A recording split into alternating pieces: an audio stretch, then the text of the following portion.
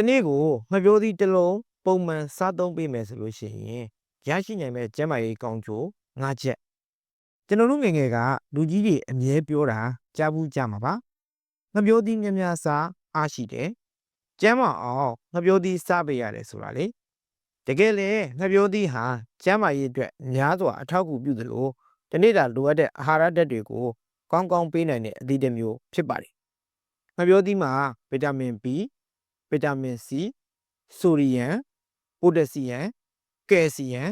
မဂနီဆီယမ်နဲ့ဘီတာကယ်ရိုလင်းဓာတ်တွေကျေဝစွာပါဝင်နေပါတယ်။ဒီနေ့ကိုငှက်ပျောသီးတစ်လုံးပုံမှန်စားသုံးပေးခြင်းဖြင့်ရနိုင်မဲ့ကျန်းမာရေးကောင်းကျိုးတွေကဘာတွေဖြစ်မလဲဆိုလို့ရှိရင်တော့၁အစာရှည်စနစ်ကိုအားပေးပါတယ်။ငှက်ပျောသီးကိုပုံမှန်စားသုံးပေးခြင်းအပြင်အစာကိုကြေညက်လွယ်ကူစေပြီးတော့အစာရင်ဥလန်းချောင်းလှုပ်ရှားမှုတွေကိုကောင်းမွန်စေတာကြောင့်ဝမ်းရှုပ်တာကိုတက်တာစေပါတယ်။ဒါတွေမကပဲ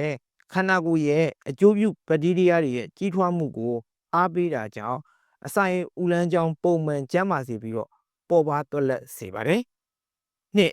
နှလုံးကျန်းမာရေးကိုကောင်းစေပါတယ်။ငှက်ပျောသီးမှာပါဝင်တဲ့ပိုတက်ဆီယမ်ဓာတ်ဟာသွေးပေါင်ချိန်ကိုထိန်းညှိပေးတာကြောင့်နှလုံးကိုပိုကျန်းမာစေပါတယ်။ဒါတွေမကပဲငှက်ပျောသီးမှာဆိုဒီယမ်ပါဝင်မှုနည်းတာကြောင့်သွေးတိုးသမားတွေအတွက်လည်းအထူးသင့်တော်တဲ့အသီးတစ်မျိုးလို့ပြောနိုင်ပါတယ်။၃အာဟာရပြည့်ဝစေပါတယ်။ငှက်ပျောသီးမှာကာဗွန်ဟိုက်ဒရိတ်များစွာပါဝင်တာကြောင့်လိုအပ်တဲ့အားအင်ကိုအမြန်ဆုံးပြန်လည်ဖြည့်တင်းပေးနိုင်သလိုဗီတာမင် B ဓာတ်တွေကျေဝစွာပါဝင်တာကြောင့်စွမ်းအင်ထုတ်လုပ်ဖို့အတွက်လည်းအားပေးပါတယ်။ဒါကြောင့်လည်းဗိုက်စာနေတဲ့အချိန်မှာငှက်ပျောသီးတစ်လုံးလောက်စားသုံးပေးလိုက်မယ်ဆိုလို့ရှိရင်ချက်ချင်းအားအင်တွေပြည့်ဝလာတယ်ဆိုတဲ့ခံစားမှုမျိုးကိုရရှိနိုင်မှာပဲဖြစ်ပါတယ်။၄စိတ်ဖိစီးမှုကိုလျော့နည်းစေပါတယ်။ငှက်ပျောသီးဟာခန္ဓာကိုယ်ကျန်းမာရေးအတွက်တင်မကဘဲနဲ့စိတ်ကျန်းမာရေးကိုပါများစွာအထောက်အကူပြုတဲ့အသီးတစ်မျိုးဖြစ်ပါတယ်။အထူးသဖြင့်ငှက်ပျောသီးမှာပါဝင်တဲ့ထရစ်ပတိုဖန်ဟာခန္ဓာကိုယ်အတွင်းမှာဆီရိုတိုနင်ဓာတ်ကိုပြောင်းလဲစေပြီးတော့စိတ်ခံစားချက်ကိုကောင်းစေသလိုစိုးရိမ်ပူပန်မှုတွေကိုပါတတ်တာစေနိုင်ပါတယ်။၅ကိုယ်လေးချိန်ထိမ့်ပေးနိုင်ခြင်းငှက်ပျောသီးမှာအမြင့်ဓာတ်အာဟာရဓာတ်တွေများစွာပါဝင်ပြီးတော့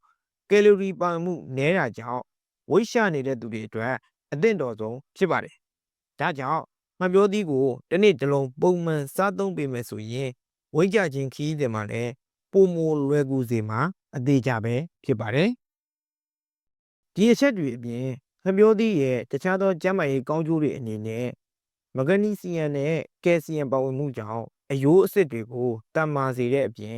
ပိုတက်ဆီယမ်ပါဝင်တာကြောင့်ကျောက်ကက်ကျန်းမာရေးကိုပါပိုကောင်းစေနိုင်ပါတယ်။အာဟာရလည်းပြည့်စုံကျန်းမာရေးအတွက်လည်းတင့်တော်တဲ့ငှက်ပျောသီးကိုတစ်နေ့တစ်လုံးပုံမှန်စားသုံးပေးပြီးတော့ကျန်းမာရေးကိုဂရုစိုက်နိုင်ပြီဖြစ်ကြောင်းကျွန်တော်ကမျှဝေပေးလိုက်ရတာပဲဖြစ်ပါတယ်။ဒါကတော့ငှက်ပျောသီးကိုတစ်နေ့တစ်လုံးပုံမှန်စားသုံးပေးမယ်ဆိုလို့ရှိရင်ရရှိမဲ့ကျန်းမာရေးကောင်းကျိုးတွေနဲ့ပတ်သက်ပြီးတော့ကျွန်တော်ကပြောပြပေးသွားတာပဲဖြစ်ပါတယ်။ဒီကြောင်းအရင်နဲ့ပတ်သက်ပြီးသိချင်တာဒါမှမဟုတ်မေးချင်တဲ့အချက်တွေရှိသေးတယ်ဆိုလို့ရှိရင်လည်းကွန်မန့်မှာမေးခဲ့လို့ရပါတယ်။အားလုံးကိုကျေးဇူးတင်ပါတယ်ခင်ဗျာ။